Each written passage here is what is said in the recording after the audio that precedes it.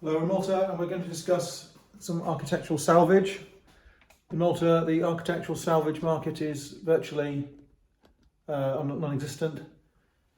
It does exist, of course it exists, but it's not become an industry in its own right, like it has in England, where you have salvage yards, builders' yards, the common reuse of tiles and old timber, old masonry, architectural fittings. It is much more a recent thing in Malta, and as I said, hasn't got going really. There's not, for example, one salvage yard in Malta. There are people who sell old doors, there are people who buy these sort of bits. Of course there are patches where you can find things, but it's not localised or gathered together like it is in England.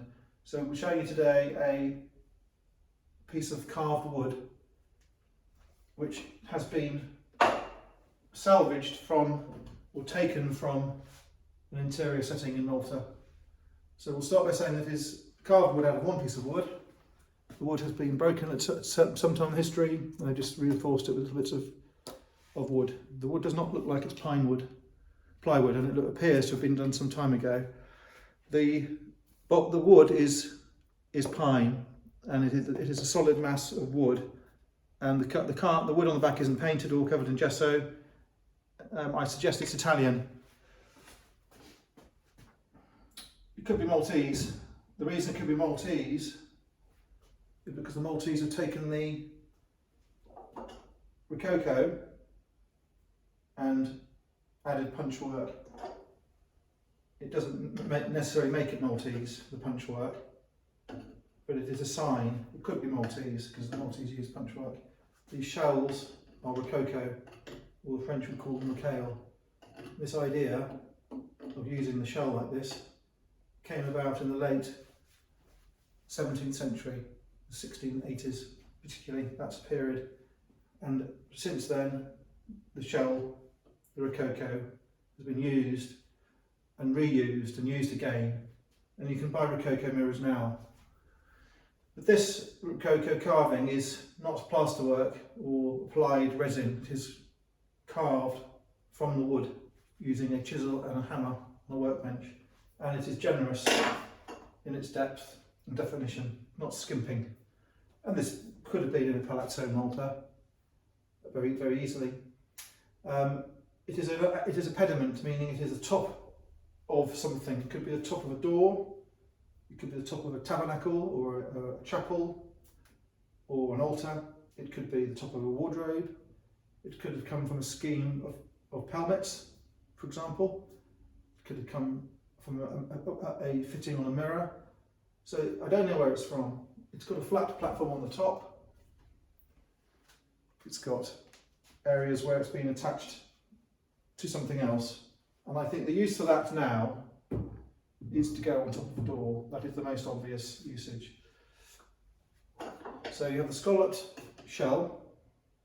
You've got the sgraffito, you've got the scrolling florid decoration, the mouldings, and what they've done here is they've taken the wood and they've slathered it in gesso, which is this white material, and that's probably been done in a dozen coats, and it would have been done with heat so that the gesso sticks properly to the wood.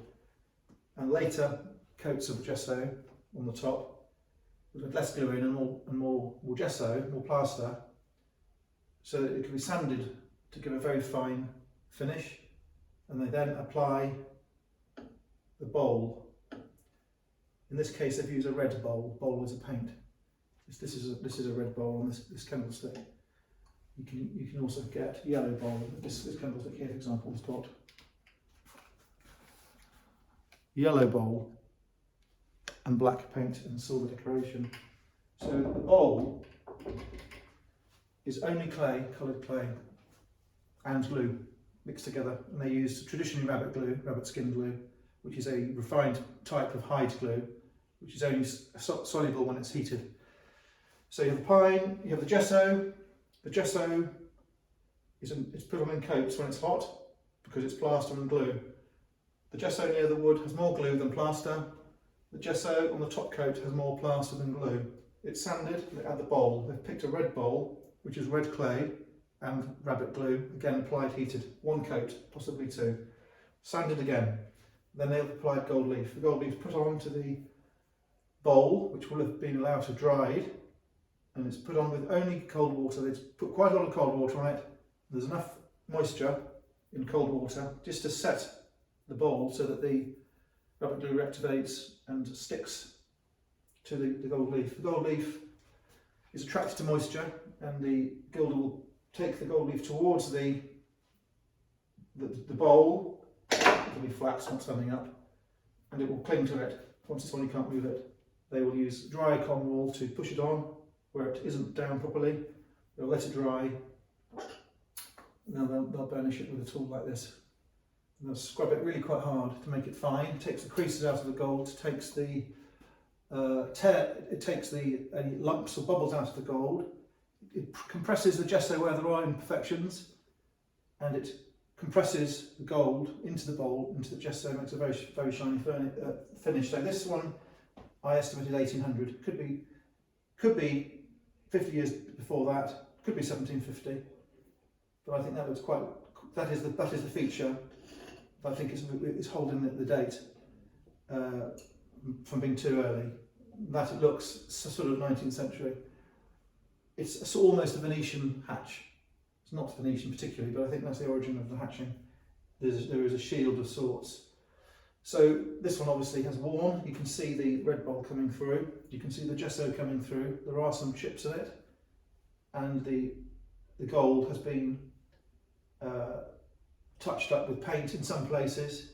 I think that panel there probably has been re-gilded again at some stage. It's a lovely item. Got a lot of depth to it. The cost of refinishing the gold is high because it involves preparing the surface again, repairing the wood, the gesso, reapplying the bowl, and then reapplying the gold, and the labour of burnishing it. It's not very easy to burnish these lumps, these lumpy bits, though it's possible.